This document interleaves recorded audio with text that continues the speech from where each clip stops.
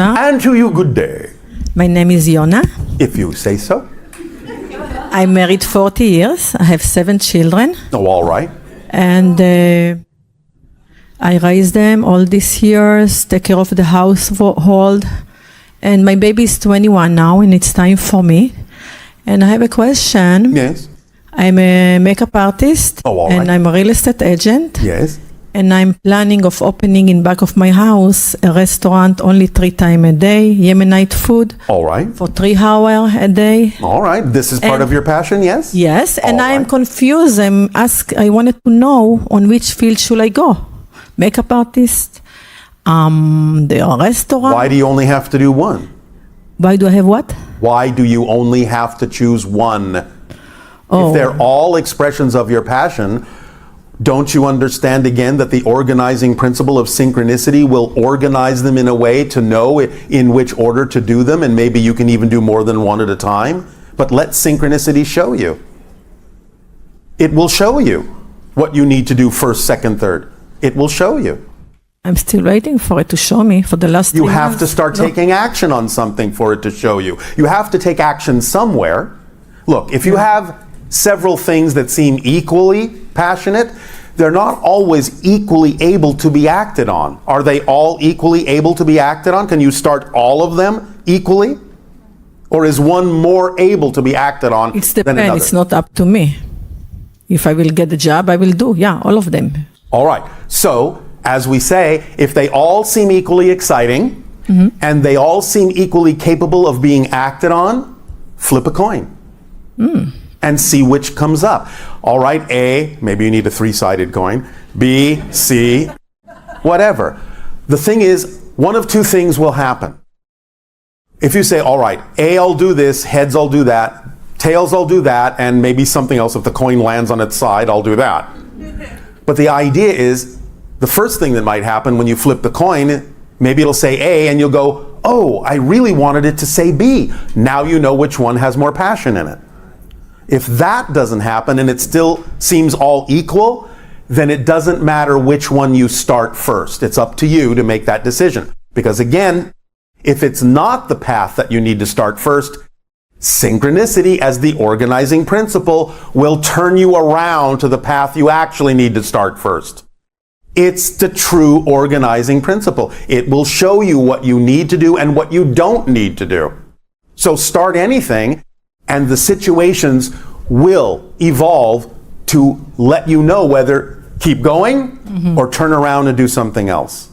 Oh, okay. It will show you. Remember I said it's a self-guiding system. That's what we mean. It will guide you. It leaves nothing out, including this is the path over here, not this one, this path. Start this one first. It will guide you. But you have to take action on something in order to find out whether to keep going on it or get turned around to something else. It will show you. Does that help? I see. Thank you. You're welcome. Question number 2. Yes. I get almost every day or the other day, I see 111, 1111. Yes. Those synchronicity numbers let you know that when you see those synchronistic numbers, you're saying you're in the correct state right now. Act from that state. Because those are like road signs, they're like road markers. Right now, you're in alignment with your true self, you're on the right path. Act from that state. That's what it feels like. Bang, at that moment. This is what you really feel like. That's what the number is reflecting to you as a synchronistic marker. Yes? Thank you very much. Yes, you're welcome. Appreciate it.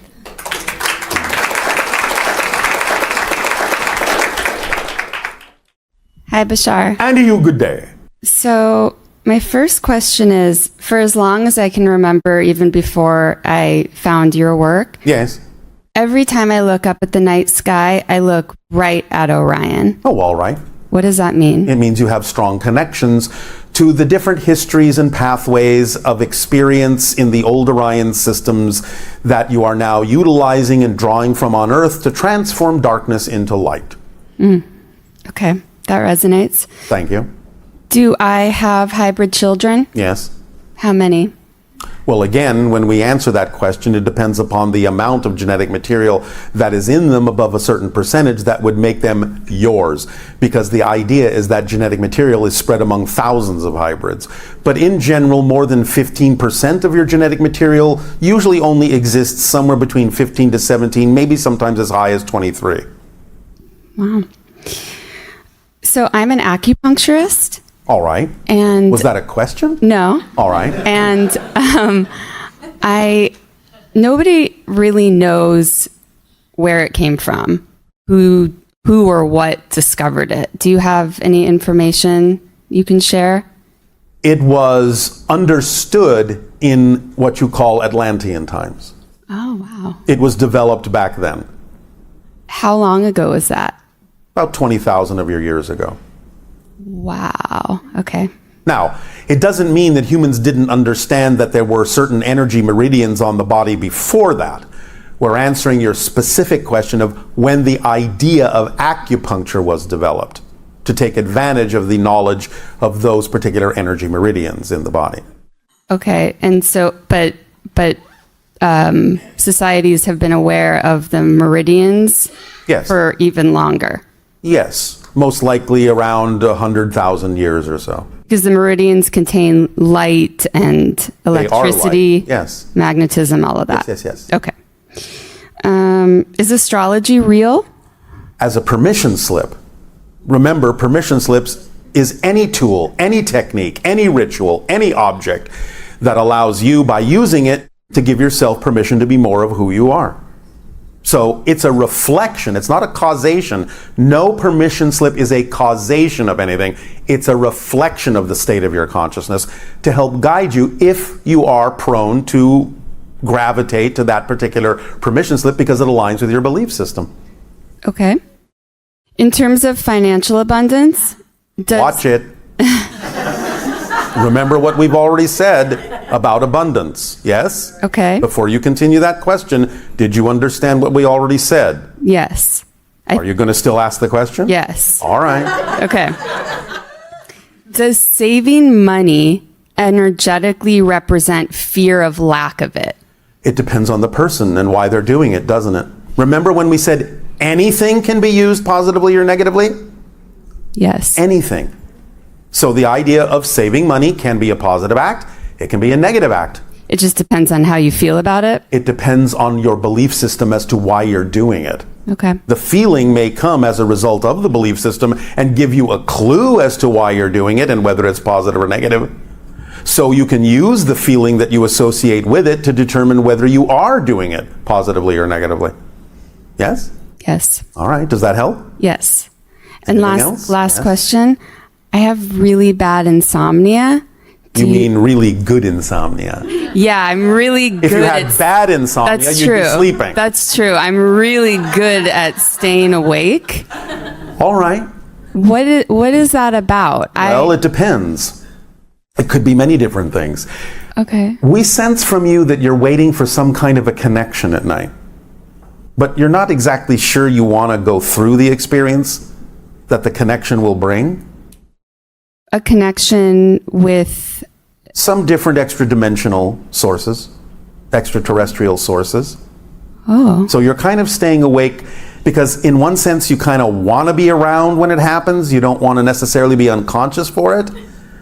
But at the same time, you are also not willing to let go to get into the state where it's most probable that it will happen. So you're kind of between what you typically refer to as humans as a rock and a hard place. You're kind of putting yourself in a neutral state because you kind of want it to happen this way and don't really want it to happen this way, but you do want it to happen knowing that it will most likely happen this way, but you'd rather it happen this way. Is that making some sense? a little. All right. So what we would suggest is this. Okay. When you lie down in bed, just take a few deep breaths and allow yourself to relax into the idea of letting the connection happen in the way that actually serves everyone best.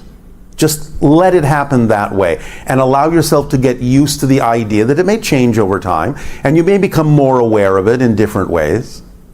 But let yourself relax into the idea that whatever connections are going to happen for the best possible reasons to serve you and everyone involved. And just see if you can relax into that understanding. And once you can allow yourself to relax and you feel yourself starting to drift, allow yourself to ask, just ask, that it happen in a way that allows you more conscious awareness of what's going on, and that you know you will be fine if that is given. Okay. All right? Now, do you have a particular affinity for a particular spirit guide? No. Are you sure? What's an example? Do you have an attraction to a particular thing, a flower, a tree, a name, an idea that you don't really know why you're attracted to it, but you are attracted to it? It just sort of pops in now and then? Butterfly? All right. Is that a question or a statement? It's a statement. All right. How often do you find that that happens? That I find that what happens? That you think of butterflies? Did you answer the question we asked? We said, do you have something that just pops in, you don't know why? Oh, no, I'm just always drawn to butterflies. All right, good enough. Then we would suggest that when you lie down and let yourself relax and start to drift, you think of butterflies. Okay. That will help you make a bridge and a link to the vibration of a different reality that will allow you to relax into it and get used to it so that you can have more conscious awareness of what's going on, and let yourself go into that third state, that alternate reality state between what you consider to be physical reality and what you consider to be non-physical reality or spirit, so that you can experience the connections that you really do wish to experience more consciously. Okay. All right? Great. So, butterflies. Yes. Any particular color? No. Are you sure? Yes. All right. Then don't be surprised if a particular color stands out and becomes your symbol. Okay. All right? Pleasant dreams. And one other thing. We gave the suggestion to someone else who brought up this subject. How's the humor in your life? It's good. It's abundant. Is it? Yeah. You laugh a lot? I do. All right. We would suggest that as you lie down, you think of things that make you laugh. Okay. It will help you let go. Okay. All right? That's very helpful. Thank All you. right. You're welcome.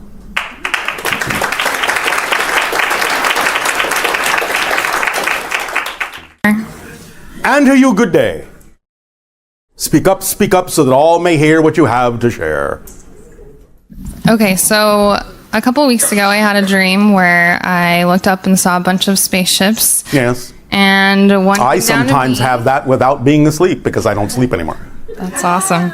So one came down to me, and the being that came out, I ran up and gave him a big hug, and I was crying and sobbing, and it felt like I really had missed him. Yes. And I'm wondering, so I've connected with him through meditation Yes. since, and I'm wondering if you can tell me what race he is. You're dealing with another hybrid race, primarily what we would label the Yael. Okay. In any such encounters that are going on between you and extraterrestrial beings, you will usually find that you will have at least one counterpart in that society that will be involved in the encounters so that they feel familiar and are a reflection of more of you. So in a sense, it's like meeting another version of yourself. Okay, so he is my counterpart? Yes. Awesome. So in the dream, I got on a ship and went out to space and saw the Earth get really small. So was that physical, or was it? Well, yes and no. You have to understand that many of these encounters actually happen in a slightly shifted version of physical reality that allows you to experience more than you otherwise might in your typical physical reality. So yes, it was physically real, but not in your physical dimension exactly. Okay. Do I have hybrid children? Yes? How many have a significant amount of my DNA? Again, the average is usually about 15 to 17. Okay, so you've mentioned the possibility of hybrid children living on Earth as soon as 2022. Is that still accurate? No. No? Okay. I said the window of open contact is between 2025, 2033, maybe 2040. I did not say the hybrid children will be landing at the beginning. Somewhere in there, things will be set up so that they can begin to stay longer and longer and longer on your planet in certain areas that are sequestered and safe for them to acclimate and adapt to your society as your society acclimates to them. But the idea is that some of them have been on your planet and do come to your world from time to time in secret places that are set aside for them so they can practice what it's like being on Earth. Because many things that you take for granted are very alien to them. So they have to learn the idea of how to fit into your society to some degree, although they won't go all the way with it because human society must also adapt to them to some degree as well. But they're willing to learn, and they're quite fascinated by some things that you don't even really think about, like eating food off a plate with a fork. Why? Why not just take the food and put it in your mouth with your hand? So they have a lot of things to sort of learn to fit in a little bit. But they do that on your planet from time to time in houses and apartments that you don't necessarily even know that they happen to be in. They might even be right next door. Wow. Okay, so I wanted to talk about being a bridge to the higher dimensions. Yeah. So when I'm meditating and I can converse and see in my mind my hybrid children, Yes. What reality is that? And what does that look like on their end for... Well, again, you're communicating through that slightly altered reality that we just mentioned. And therefore, they're receiving it, in a sense, sort of telepathically from you. Okay. So is it helpful or important to be making these emotional and like relationship connections with them? Is it helpful and important to you? Yes. Well, then the answer is yes. Okay. Because they will feel the importance to you. And that will allow them to begin to identify and empathize with those feelings and understand them more clearly. Okay. So earlier this week, I had a really powerful meditation where I felt like I was speaking with you.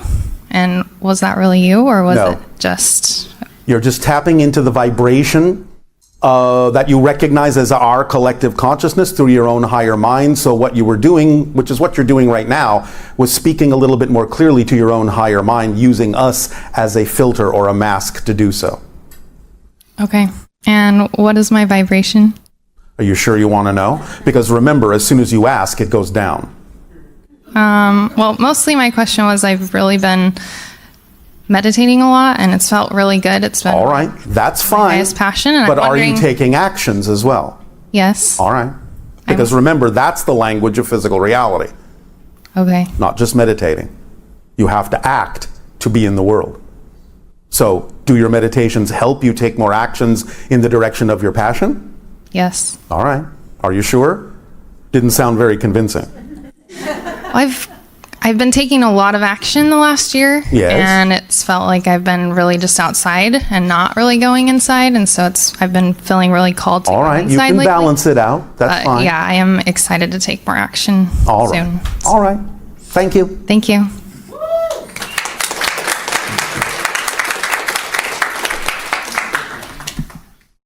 Thank you, beloved Bashar. And good day to you. Good day to you. Speak up, please, so that all may hear Okay, you. I've been listening to you many years ago, and I'm very grateful to be here. All right. I've been doing a lot of work inwardly for self to grow and to become more of who I am. Yes. And I'm creating a sacred of meditation in my house with people that coming over. All right. And I do believe with water and air and all the 7 things that you've been provide tonight. The thing is that I've been asking is about my son, that he's back in my house and he stay all night with the heater and he doesn't really drink enough water. And if you have a way for me to What are you guide- asking? Should you tie him down and force feed him? No, Well, just that have you had conversations about why, and does he actually feel like he's not getting enough? he would listen to others, but not to his parents, I guess. Have you had a conversation about why he doesn't listen to your advice? Usually kids don't listen to their parents. That's not the case on my planet. I know, but here it's a little bit different. Well, I understand that. But do you also understand he may have his own path in life? I totally agree with you. All right. The thing is that, like you said, I have a suggestion for you. okay, thank you. Let's call it the Santa Claus effect. Yes? Yes. Leave a pitcher of water and a glass out for him when you go to bed. Maybe in the night he will sneak over and have some water without you necessarily knowing about it. Okay. Thank you. Yes? Just give him the option. Don't tell him what to do. No, and you're absolutely right. I do that. I just put. But you leave water out Yes, I do put water when you're not around? when I'm not around. Yes, when you go to bed, Yeah. leave water out. Okay. So that you're not around, so that he can have it when you're not around. Okay. You understand? Yes. All right. Yes. And for the heater that is a whole night long, and there's no air in this room, no windows open, Is nothing. he cold? He always said that he's cold, All right. but then there's no air at all for all There night. must be some, or he would suffocate. Remember, that's the first basic need, and without air, you'll probably be dead in about 2 minutes. Yeah, but I can see that he has like the eyes swollen. I can see he's very fatigued, and All right. Well, have you had a conversation about the fact as to whether or not he enjoys that feeling? I do. But as I said, that he doesn't listen to his I didn't parents. say that you had to say something he had to listen to. Okay. I said, have you had a conversation about whether or not he enjoys that effect? If he's enjoying that. Yes. Ask him. Look, your eyes are kind of puffy and swollen and so on and so forth, and you seem very tired. Do you enjoy that feeling? I'm just curious. Okay, I will ask him You that see? for sure. Then it's not about him listening to you, it's about you paying attention and giving him options to respond in the way that he prefers to respond. Okay. Yes? Yes. All right. And again, he doesn't have to answer. Just pose the question. He'll go through it in his mind, and maybe he'll decide that he needs to make different choices to have different consequences. But you're being the one that's imaginative enough to simply get the ball rolling in his own mind without making him think he has to listen to you. Do you understand? Yes. All right. You need to be a little bit more imaginative, and we don't mean this in a negative way, a little bit more sneaky. Oh. So that you can inspire him to think about things without him feeling that he is being told what to do. Okay. Do you understand? Thank you. You just have to exercise your curiosity. Because again, if that really is his path, if that's something he believes he needs to do, then the only thing coming from you in your unconditional love and support is, well, I'm curious. Do you find that sensation interesting or enjoyable? Or let me know. I'm kind of curious. And then walk away. You don't even have to finish the conversation.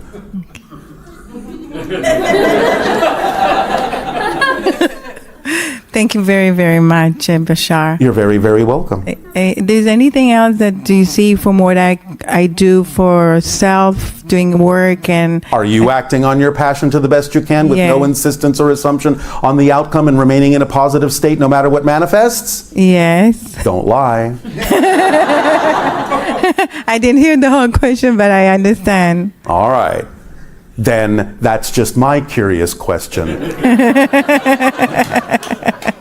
So you can go think about it. I will. Thank you. Thank you very, very much, Bashar. Oh, it's a good day to you this day of your time. How are you all? All right. Are you all excited? Yes. All right, workshop's over. You see how fast it can happen? Have a good time, good day. Now, allow us to begin by saying we have no idea what we're going to talk about. The reason I say this is to allow you to understand that when you live totally in the moment, you don't necessarily have to plan everything out, don't necessarily have to lay it all out before you do it. You can, in the moment, upon the realization of what needs to be done, simply call upon your connections to the infinite to bring through whatever information is necessary at that moment. You don't necessarily need to think about it a moment before. Just know that you will know what you need to know when you need to know it, and it will be there for you. This connects into the idea of living fully, your excitement, being present, being in the now, and knowing that you are connected to all that is in whatever way, shape, or form at any given moment you need to be to bring through for you at that moment what you need most. Living in that trust, living in that assurance, living in that knowledge is the state of being that best reflects living your life to the fullest, living your excitement to the fullest. Now again, when we talk about the idea of excitement, you can use any kind of label you wish to represent that. We understand that words have different meanings in your society, and excitement, in a sense, can be many things to many people. It can be unconditional love, it can be joy, it can be bliss, it can be passion, it can be a peaceful state of mind. You don't always have to be jumping up and down to be excited. When we talk about the idea that we refer to in your language as excitement, we are simply talking about that vibrational state that represents you being in harmonious alignment with your true natural self.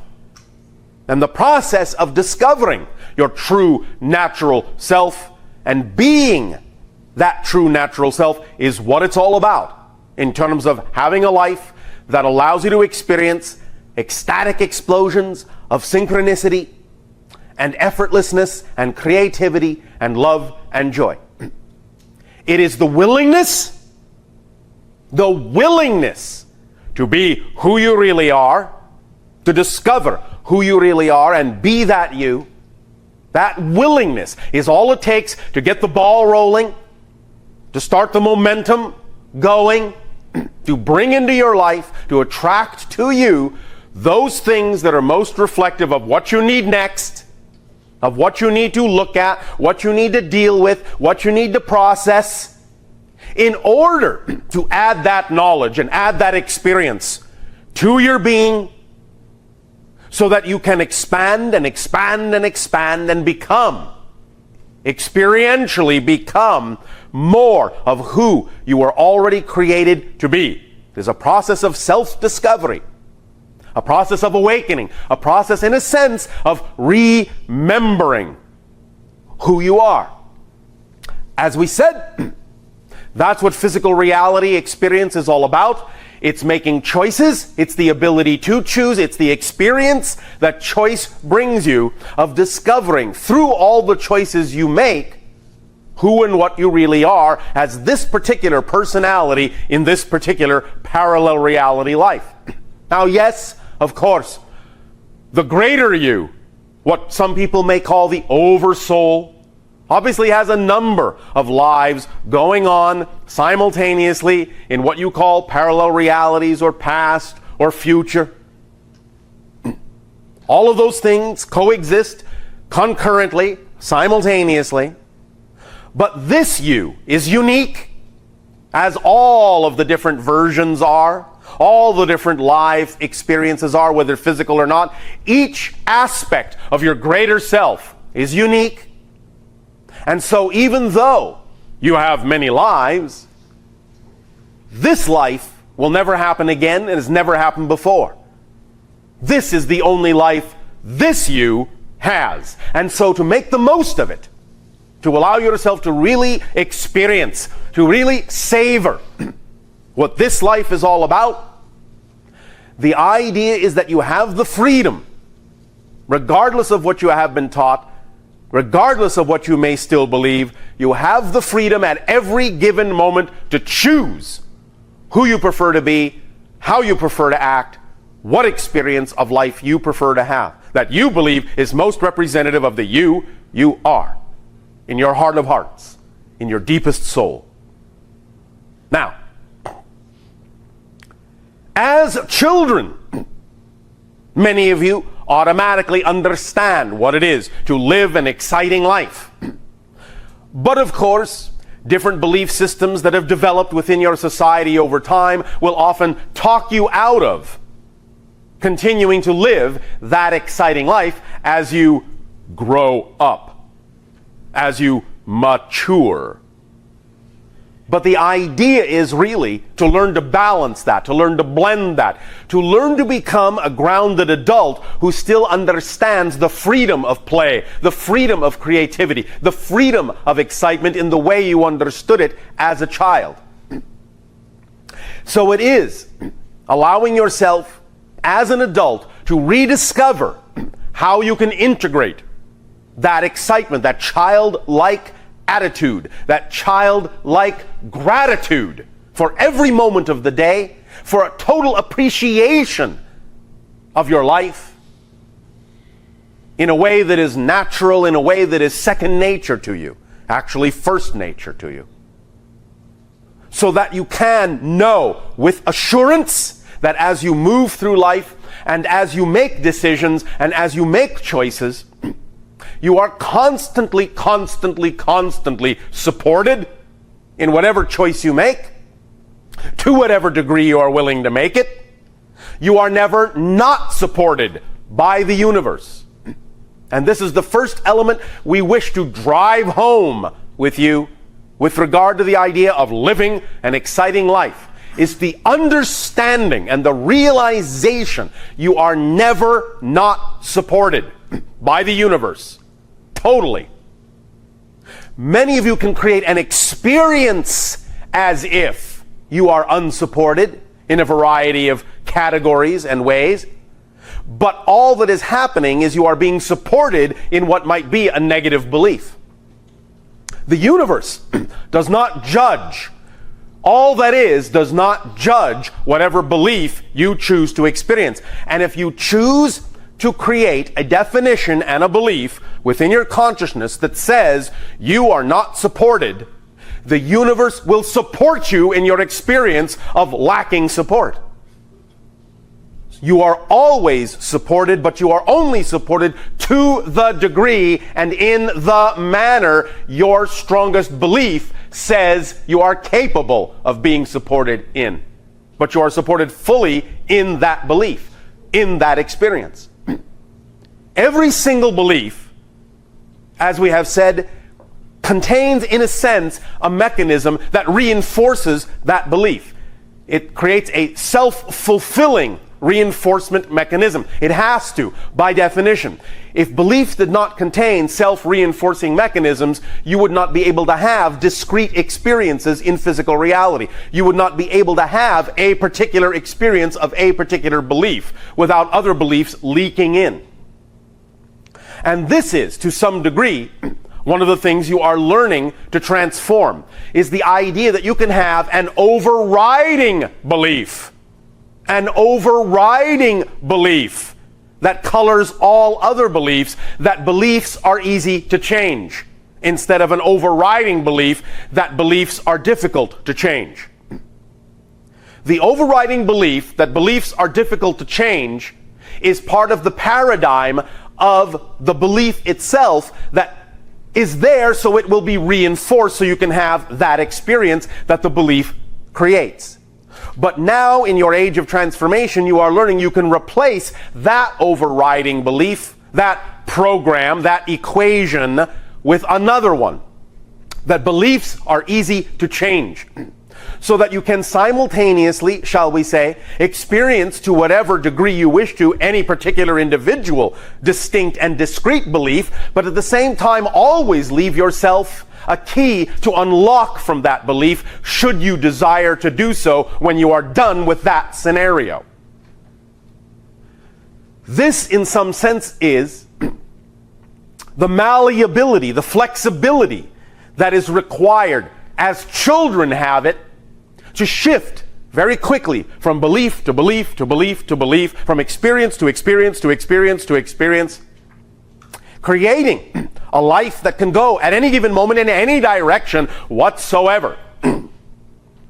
So that you understand that every single moment is a zero moment and is absolutely not connected to the moment that was there before it, unless you believe it is. And that's the key. At every moment, you have the absolute and total ability to reinvent yourself, redefine yourself wholly, completely, and become a completely different person.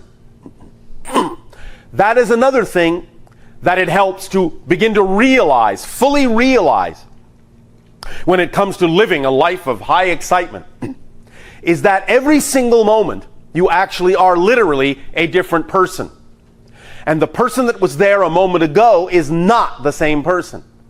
And even though you may look in a mirror and see what you think is the same face that was there a moment ago, that is just an illusion of continuity that you are creating for convenience sake, so that you will not be deemed crazy or insane by your fellow members of society.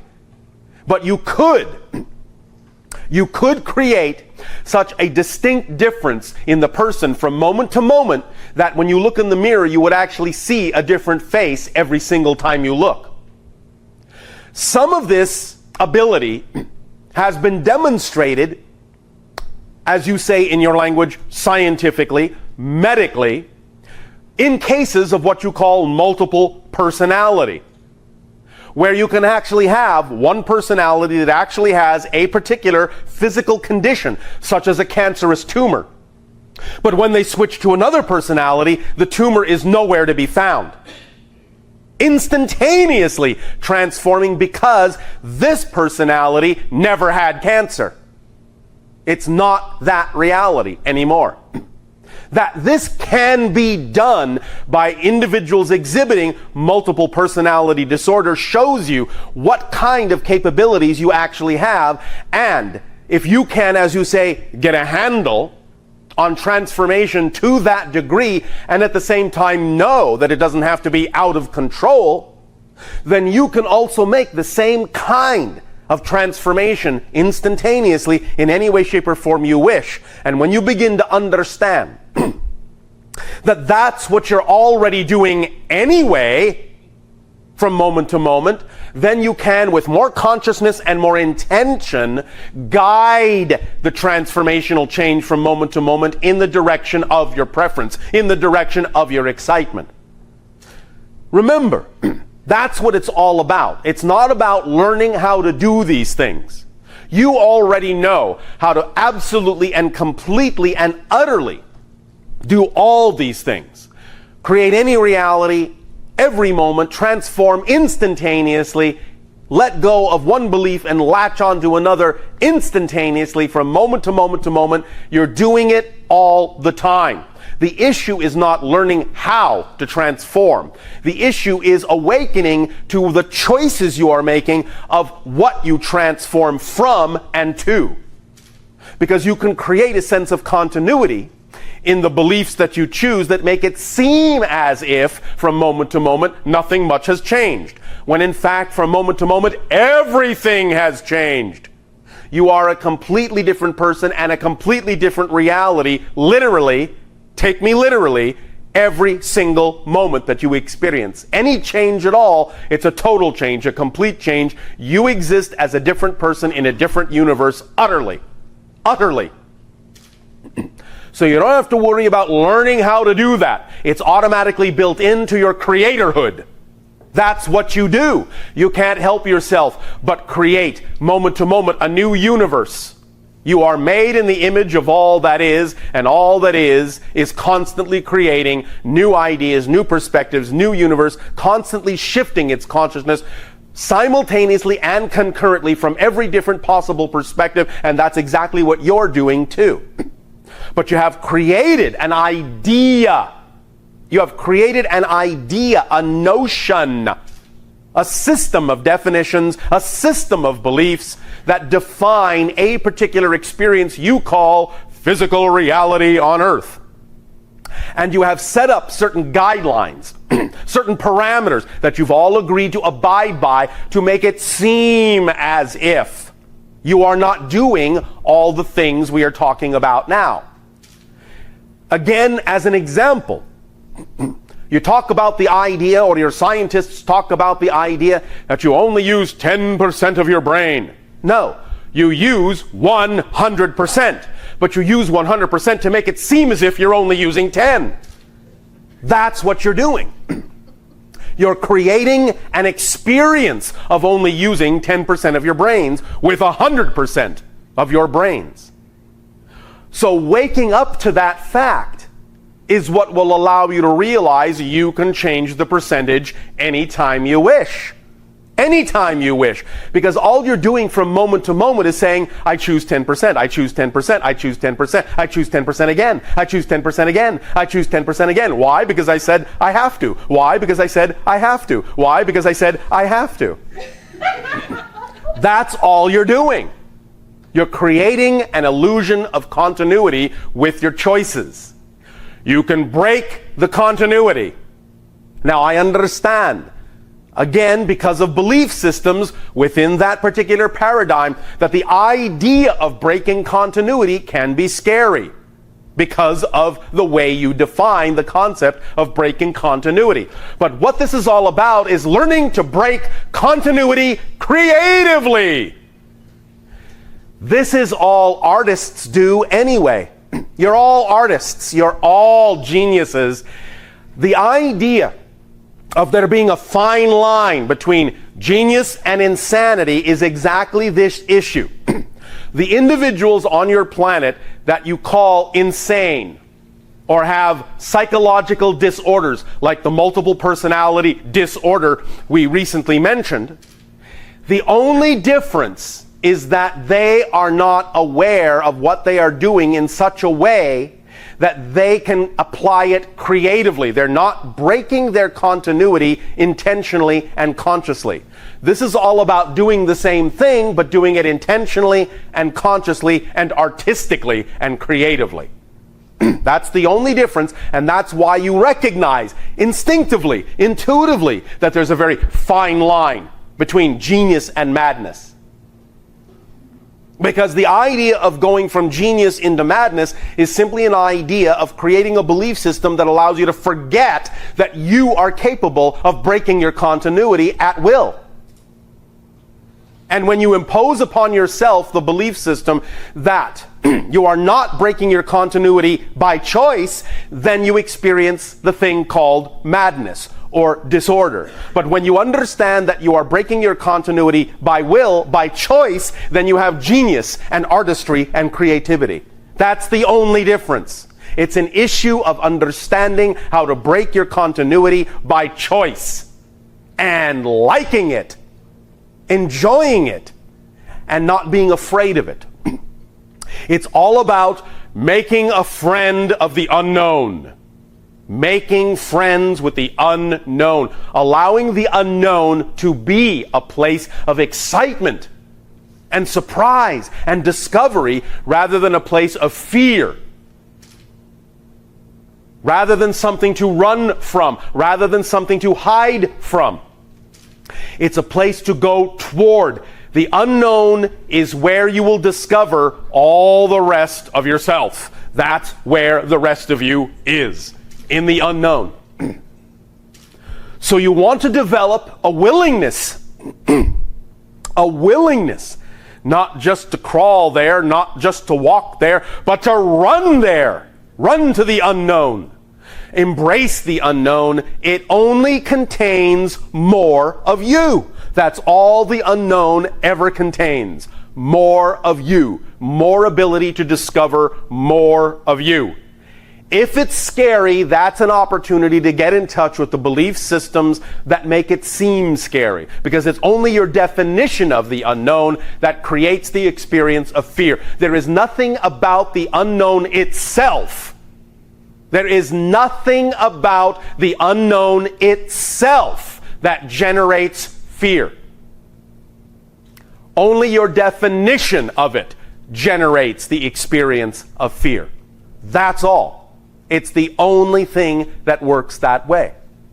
So, embracing the unknown, making choices at will to break your continuity creatively, will begin to allow you to truly experience what you have for a long time called magic, where one moment does not necessarily have to appear connected to the next, where your space-time reality begins to get very slippery, and you can all of a sudden begin, if you have not already begun, to experience such things as winding up somewhere and having no idea exactly how you could possibly have gotten there, getting somewhere in an amount of time that heretofore would have been impossible to get there in, and all sorts of experiences like that where you suddenly realize that you can do without some of the intervening continuity moments.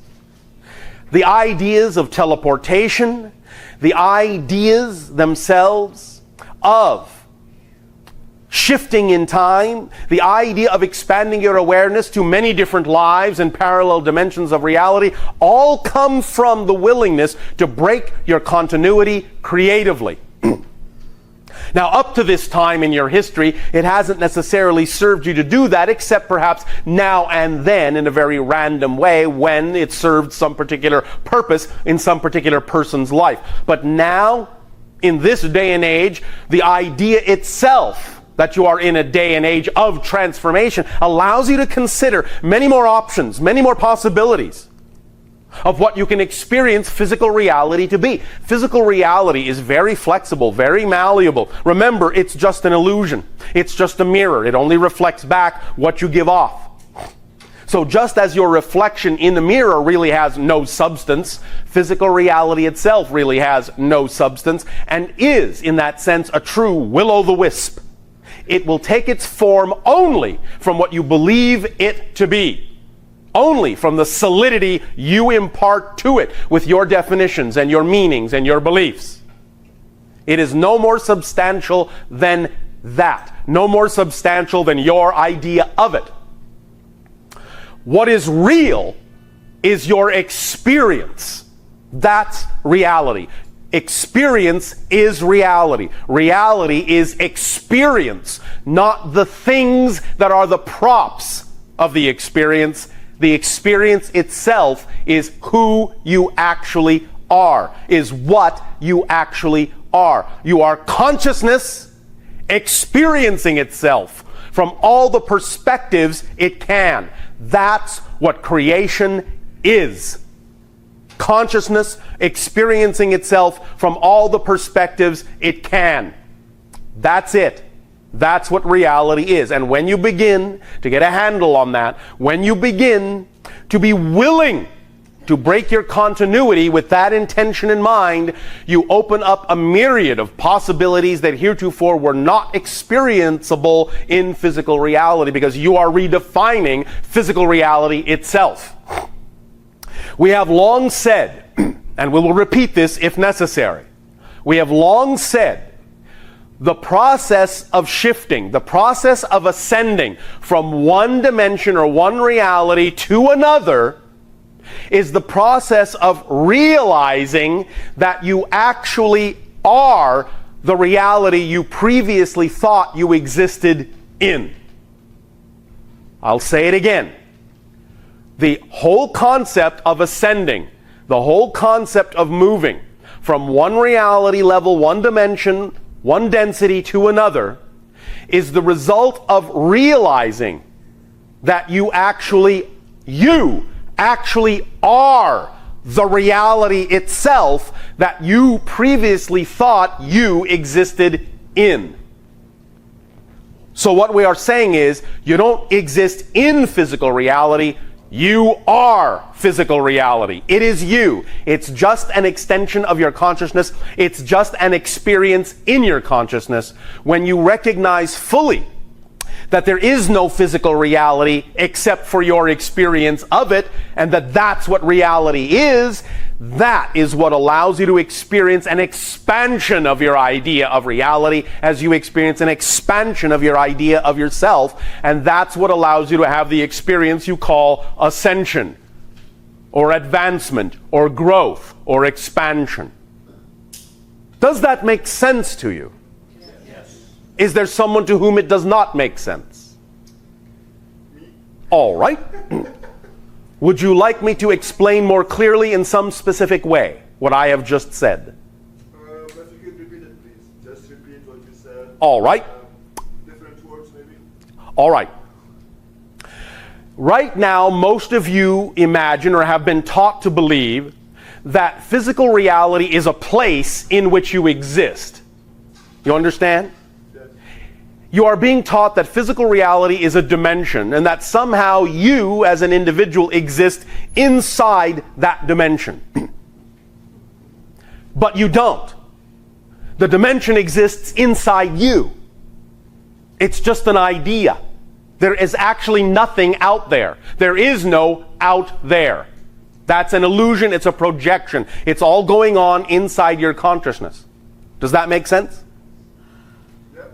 So when you understand that you are not in physical reality, that physical reality is in you, that awareness in and of itself, that moment of being aware of that in and of itself is the experience of expansion and ascension to a different level. Does that make sense?